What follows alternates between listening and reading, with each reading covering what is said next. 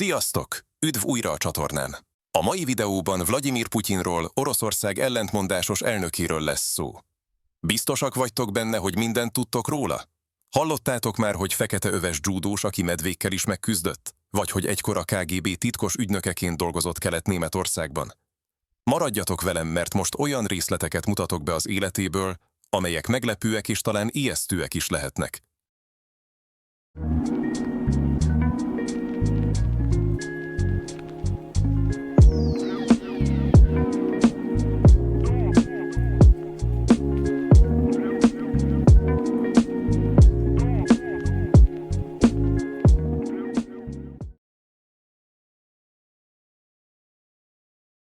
Kezdjük az elején. Vladimir Vladimirovics Putyin a szovjet idők egyik legkeményebb szakaszában, a II. Világháború után született Leningrádban, a mai Szentpéterváron. Kevesen tudják róla, hogy családja rendkívül nehéz körülmények között élt. Szülei a háború előtt még 2 fiút neveltek, akik azonban nem élték túl a leningrádi blokádot. Az egyik diftériában halt meg, a másik egy evakuálás során vesztette életét. Vladimir tehát valójában a 3. gyermek volt a családban, de úgy nőtt fel, mintha egyke lenne. Szülei sosem beszéltek neki elhunyt testvéreiről. Ezt a traumatikus családi hátteret csak felnőttként ismerte meg, amikor már a KGB-nél dolgozott. Putyin gyerekkora a háború utáni Szovjetunió szegénységében telt, egy kommunális lakásban nőtt fel, ahol több család osztozott egyetlen konyhán és fürdőszobán. A leningrádi utcákon edződött, ahol gyakran keveredett verekedésekbe. Ez a kemény gyerekkori környezet formálta a jellemét, és talán innen ered a konfliktusokhoz való hozzáállása is. Érdekesség, hogy gyerekkorában nem volt különösebben jó tanuló, viszont már ekkor elkezdett dzsúdózni, ami később az imázsának egyik meghatározó eleme lett. A sport megtanította a fegyelemre és a célok kitűzésére, ami abban is segítette, hogy javítson az iskolai teljesítményén. Általános iskolai tanárai később úgy emlékeztek rá, mint intelligens, ám gyakran makacs és dacos gyerekre, aki nem tűrte, ha parancsolgatnak neki. Ezek a gyerekkori tapasztalatok alapvetően formálták annak a politikusnak a személyiségét, aki később a világ egyik leghatalmasabb emberévé vált. Vladimir Putyin KGB-s karrierje talán az egyik legérdekesebb fejezet életének. A Leningrádi Állami Egyetem jogi karán végzett, majd szinte azonnal a 70-es évek elején csatlakozott a hírhedt titkosszolgálathoz. Ami igazán érdekes az az, hogy Putyin nem számított tipikus KGB-snek. Fizikailag nem volt kimagasló alkat, mindössze 170 cm magas, és fiatalon inkább átlagos külsejűnek számított. Mégis felvették, mert kitűnő memóriája volt, gyorsan megtanult nyelveket, és különleges érzéke volt az emberek manipulálásához. Kezdetben a belső elhárításnál dolgozott Leningrádban, majd kiképzést kapott kémelhárítási feladatokra. A 80-as években aztán Kelet-Németországba küldték fedett ügynökként, ahol Dresdában teljesített szolgálatot. Itt nem klasszikus James Bond stílusú kémkedést folytatott, hanem inkább információgyűjtéssel és kapcsolatépítéssel foglalkozott. A berlini fal leomlása idején is Dresdában tartózkodott, és állítólag, amikor tüntetők akartak betörni a KGB helyi irodájába, Putyin egyedül állt ki eléjük, azzal blöffölve, hogy fegyveres erősítés érkezik. Visszaemlékezések szerint ez az időszak és a Szovjetunió összeomlása mély nyomot hagytak benne. Dresdában töltött évei alatt megtanult folyékonyan németül, és a mai napig beszéli a nyelvet. Ami kevésbé ismert az az, hogy KGB-s munkája mellett egyetemi oktatóként is dolgozott, diplomáciát tanított, mindezt fedősztoriként. Kollégái akkoriban csendes, megfontolt emberként írták le, aki ritkán mutatta ki érzelmeit. Ez a jellemvonás később, politikai pályafutása során is megmaradt. KGB múltja és az ott elsajátított gondolkodásmód, az információkezelés és a hatalomgyakorlás technikái alapvetően meghatározzák a politikai működését mind a mai napig. Vladimir Putyin hatalomra kerülése az orosz politikában egy szinte hihetetlen, filmszerű történet. A 90-es évek végén még viszonylag ismeretlen figurának számított, amikor Boris Jelcin akkori elnök váratlanul miniszterelnökké nevezte ki, majd nem sokkal később utódjának jelölte. Ami kevéssé ismert, hogy Putyin eredetileg Szentpéterváron kezdte politikai karrierjét, ahol Anatolij Szobcsak polgármester jogtanácsosa, majd helyettese lett. Szobcsak bukása után sokan azt gondolták, Putyin politikai karrierjének is vége, ám ő ügyesen váltott és Moszkvába költözött, ahol fokozatosan egyre magasabb pozíciókba emelkedett. Mielőtt miniszterelnökké nevezték ki, rövid ideig az FSB-t, a KGB utódszervezetét vezette. Jelcin állítólag azért választotta őt, mert olyan utódot keresett, aki garantálni tudja családja biztonságát a hatalomváltás után. A 2000-es évek elején, amikor Putyin először lett elnök, népszerűsége nem volt kiugró, de a csecsenföldi háború kezelése és az orosz gazdaság stabilizálása gyorsan növelte támogatottságát. Ami különösen érdekes, hogy pályafutása kezdetén sokan úgy tekintettek rá, mint nyugatbarát, reformpárti politikusra. Állítólag George Bush amerikai elnök az első találkozásuk után azt mondta, hogy a szemébe nézve meglátta Putyin lelkét, és megbízhatónak találta. Az évek során azonban Putyin politikája radikálisan megváltozott, és a nyugattal való együttműködés helyett egyre inkább a szembenállás, valamint az orosz nagyhatalmi státusz helyreállítása lett az elsődleges cél. Hatalomra kerülésének körülményeit később sokan megkérdőjelezték. Egyesek szerint a moszkvai lakóházrobbantások, amelyek jelentős szerepet játszottak népszerűsége növelésében, mögött valójában az orosz titkosszolgálatok állhattak. Bár erre konkrét bizonyíték nincs, több újságíró, aki ezt az elméletet vizsgálta, később gyanús körülmények között halt meg. Putyin elnökségével kapcsolatban az is szokatlan, hogy miután 2 ciklust kitöltött, és ezzel elérte az alkotmányos korlátozást, rövid időre formálisan átadta a hatalmat Dmitrij Medvegyevnek, de valójában miniszterelnökként továbbra is ő irányított. Később az alkotmányt módosították, lehetővé téve számára további ciklusokat, gyakorlatilag élethosszig tartó hatalmat biztosítva neki. Vladimir Putyin magánélete talán az egyik legszigorúbban őrzött titok az orosz politikában. A legtöbb világvezető magánélete legalább részben nyilvános, ám Putyin esetében ez teljesen másképp van. Hivatalosan mindössze annyit lehet tudni, hogy a 80-as évek elején vette feleségül Ljudmila Skrebnyevát, akitől 2 lánya született, Maria és Katyerina. A házaspár a 2000-es évek közepétől egyre ritkábban jelent meg együtt nyilvánosan, és végül 13 évvel ezelőtt bejelentették válásukat. Ezt követően Putyin magánélete teljesen eltűnt a nyilvánosság elől. Bár számtalan pletyka kering állítólagos új kapcsolatairól, ezekről hivatalosan soha nem nyilatkozik. Az egyik legtartósabb pletyka szerint kapcsolatban áll Alina Kabajevával, a korábbi olimpiai bajnok tornásznővel, akitől állítólag több gyermeke is született, ám ezt soha nem erősítették meg. Az orosz médiában ezekről a témákról gyakorlatilag tilos beszélni. Olyan újságírók, akik Putyin családi viszonyait vagy vagyonát próbálták feltárni, rendszerint komoly következményekkel szembesültek. Lányai, bár felnőttek, szintén teljes inkognitóban élnek, és különböző álneveket használnak. Maria állítólag orvoskutató, endokrinológus, míg Katyerina táncművészettel és sportmenedzsmenttel foglalkozik, de a nyilvánosság szinte sosem látja őket. Putyin rendkívül ritkán beszél családjáról vagy magánéletéről, és amikor mégis, akkor is csak általánosságokat említ. Interjúkban, amikor a családjáról kérdezik, ügyesen eltereli a szót.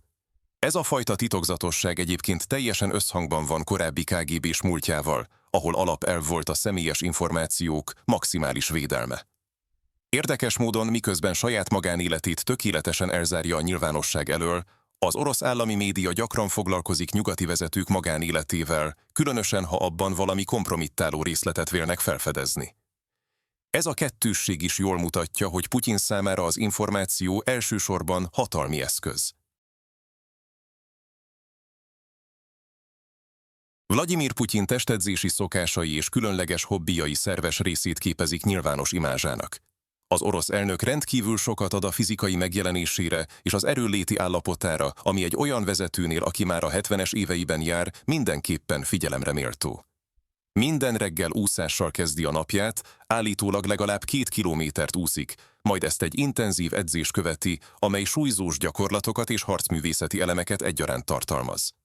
A judó különösen fontos szerepet játszik az életében, feketeöves mester, és számtalan alkalommal mutatkozott judó versenyzőkkel, sőt, maga is tartott már bemutatókat. Emellett hokizik is, és a szervezett meccseken rendre több gólt szerez, bár ellenfelei feltűnően visszafogottak vele szemben. A sportok mellett szeret lovagolni is, és több híres fotósorozat készült róla. Félmeztelenül lóháton, vadászaton, vagy éppen szibériai folyókban halászva. Ezek a képek gondosan megtervezett PR akciók részei, amelyek azt a képet hivatottak erősíteni, hogy Putyin egy rendkívül erős, férfias vezető. Hobbijairól kevesebb információ áll rendelkezésre, de állítólag kedveli a klasszikus zenét, különösen Csajkovszkijt és Rachmaninovot, valamint gyűjti az órákat is. Annak ellenére, hogy hivatalos fizetése viszonylag szerény, több millió dolláros órakollekciót tulajdonítanak neki. Putyin állítólag nem használ okostelefont és kerüli az internetet, de ezt sokan megkérdőjelezik, hiszen pontosan tisztában van az online térben zajló eseményekkel. A technológiától való távolságtartása is az imázsának része lehet, amely a hagyományos orosz értékeket helyezi előtérbe. Az orosz média rendszeresen számol be Putyin különleges kalandjairól, repülőgépet vezetett, tengeralattjáróval merült a Fekete-tenger mélyére és motoros bandákkal vonult fel. Talán a legbizarrabb történet az, hogy állítólag megmentette egy tévéstáb tagjait egy tigris támadástól, bár a történet hitelességét sokan megkérdőjelezték. Ezek a gondosan koreografált események mind azt a célt szolgálják, hogy Putyint emberfeletti képességekkel rendelkező vezetőként mutassák be az orosz nép számára. Vladimir Putyin beszédeinek és kommunikációs stílusának elemzése rendkívül érdekes betekintést nyújt személyiségébe és hatalomgyakorlási módszereibe. Bár sokak számára meglepő lehet, Putyin eredetileg nem volt különösebben jó szónok. Politikai karrierje kezdetén merev volt, gyakran monoton hangon beszélt, és láthatóan kényelmetlenül érezte magát a nyilvánosság előtt.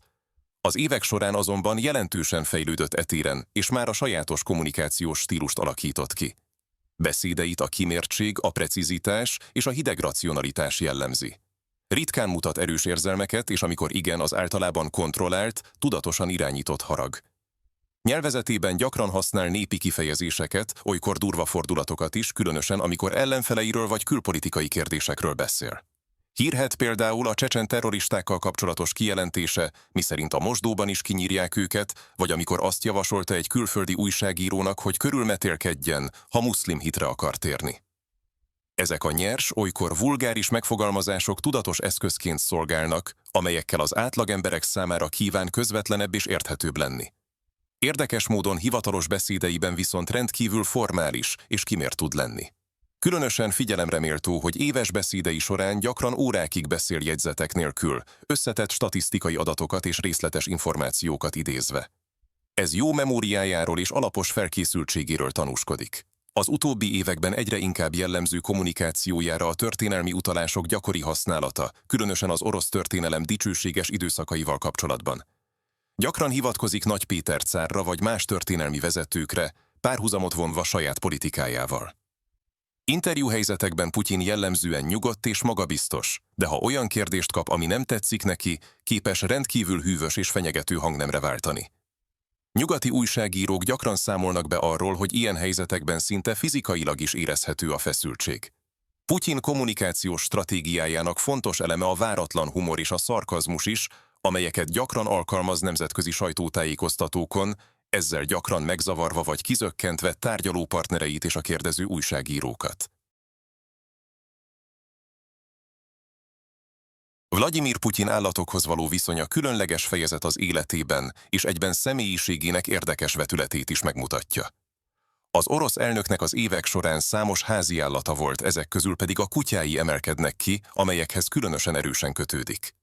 Talán a leghíresebb kutyája Connie, egy fekete labrador retriever volt, aki vele együtt rendszeresen feltűnt hivatalos eseményeken is.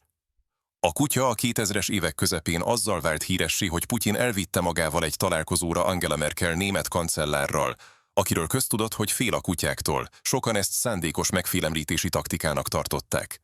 Connie halála után több új kutyát is kapott ajándékba külföldi vezetőktől, köztük a Buffy nevű bolgár juhászkutyát a bolgár miniszterelnöktől, valamint a Yume nevű akitát a japán kormánytól. Különösen érdekes, hogy miközben saját állatairól nagy szeretettel beszél, a vadon élő állatok megóvása érdekében is aktívan fellép. Putyin személyesen vett részt több természetvédelmi projektben, különösen a szibériai tigrisek és a jegesmedvék védelmében. Előfordult, hogy altatópuskával személyesen is részt vett a tigrisek megjelölésében tudományos kutatási célból. Az efféle közvetlen részvétel a vadvédelmi projektekben meglehetősen szokatlan egy államfőtől. Kritikusai szerint ezek csak PR fogások, ám részvétele valóban hozzájárult a veszélyeztetett fajok védelmének előmozdításához Oroszországban. Az állatok iránti vonzalma nem csak a kutyákra korlátozódik. Az évek során számos egzotikus állatot kapott ajándékba külföldi vezetőktől, köztük egy krokodilt, egy tigriskölyköt és egy kecskét is. Ezeket az állatokat általában állatkerteknek ajándékozza. Az orosz állami média rendszeresen közöl felvételeket arról, ahogyan Putyin állatokkal foglalkozik, legyen szó lovakról, kutyákról vagy éppen vadállatokról. Ezek a felvételek az orosz vezető emberibb, érzőbb oldalát hivatottak bemutatni, ellensúlyozva a róla kialakult hideg, számító imást. Pszichológusok szerint az állatokkal való bánásmód sokat elárul egy ember személyiségéről, és Putyin esetében különösen éles kontraszt rajzolódik ki, miközben politikai ellenfeleit kíméletlenül eltávolítja, állatai iránt láthatóan őszinte szeretetet és gondoskodást tanúsít. Vladimir Putyin egészségi állapotával kapcsolatos találgatások évek óta a nemzetközi sajtó visszatérő témái közé tartoznak. Az orosz elnök fizikai kondíciója jelentős figyelmet kap, részben azért, mert a Kreml rendkívül titkolózó minden olyan információval kapcsolatban, amely Putyin személyére vonatkozik. Az utóbbi években több alkalommal is felröppentek hírek különféle betegségekről. Egyesek szerint Parkinson-korban szenved, mások rákos megbetegedésről vagy autoimmun betegségről beszélnek. Ezeket a találgatásokat táplálják a nyilvános megjelenésein időnként megfigyelhető furcsaságok. A merev testtartás, az időnként jelentkező kézremegés, vagy az, hogy egyes eseményeken láthatóan nehezen mozog. Különösen sok spekulációt váltott ki, amikor a pandémia idején Putyint a Kremlben szokatlanul nagy távolságtartással fogadták, hatalmas asztaloknál ült, messze a tárgyaló partnereitől, ami arra utalt, hogy a fertőzés veszélytől különösen óvják. A Kreml természetesen minden ilyen híresztelést kategorikusan cáfol, és rendszeresen próbálja bizonyítani, hogy az elnök kiváló egészségi állapotnak örvend. Ennek érdekében időnként közzétesznek felvételeket arról, amint hokizik, lovagol, vagy éppen szibériai folyókban fürdik. Különösen érdekes, hogy Putyin állítólag rendkívül tudatosan viszonyul az egészségéhez. Saját orvosi stábja kíséri az útjain, és szigorú protokollokat követ, hogy őt minden lehetséges egészségügyi kockázattól megóvja. Évente átfogó orvosi vizsgálatokon vesz részt egy speciális klinikán, és állítólag alternatív terápiákat is alkalmaz, beleértve a szarvasagancs kivonatból készült fürdőket, amelyeknek Szibériában hagyománya van, és fiatalító hatást tulajdonítanak nekik. Az orosz vezető köztudottan rendkívül óvatos az étkezés terén. Minden ételét előkóstolók ellenőrzik, és állítólag még külföldi útjain is saját konyhai személyzetet és alapanyagokat visz magával. Ez nem pusztán luxus, hanem biztonsági intézkedés is, hiszen a mérgezéstől való félelem nem alaptalan az orosz politikában, különösen Alexander Litvinenko és Szergej Skripal jól dokumentált esetei után. Ami bizonyos, 70 feletti életkora ellenére Putyin aktívabb és energikusabb, mint sok kortársa a világpolitikában, és úgy tűnik, a belátható jövőben nem tervezi a visszavonulást. Vladimir Putyin rendkívül összetett valláshoz való viszonya fontos aspektus a személyiségének és politikájának egyaránt. Hivatalosan az orosz ortodox egyház híve, és nyilvánosan is rendszeresen részt vesz az egyházi szertartásokon, különösen a karácsonyi és húsvéti liturgiákon. Ezeken az eseményeken rendszerint Kirill pátriárka, az egyház vezetője mellett áll, demonstrálva az állam és az egyház szoros kapcsolatát.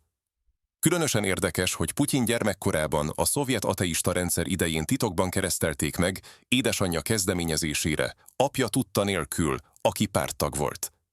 Ezt a tényt csak felnőtt korában hozta nyilvánosságra, és ma már nyíltan viseli a nyakában azt a keresztet, amelyet állítása szerint édesanyjától kapott, és amelyet Jeruzsálemben áldottak meg.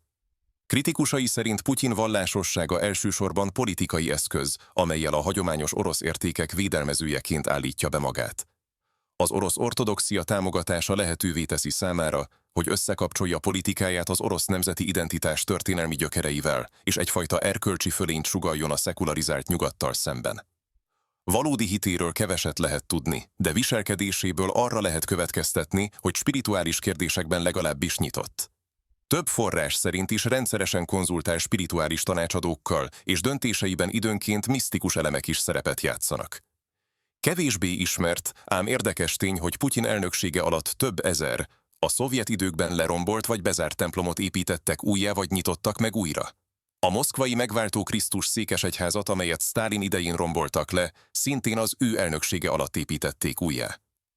A vallásosság hangsúlyozása része annak a szélesebb stratégiának is, amellyel Putyin Oroszországot a hagyományos értékek védelmezőjeként állítja be a liberális nyugattal szemben. Ebben a narratívában az ortodox egyház központi szerepet játszik, mint az orosz civilizáció spirituális alapja.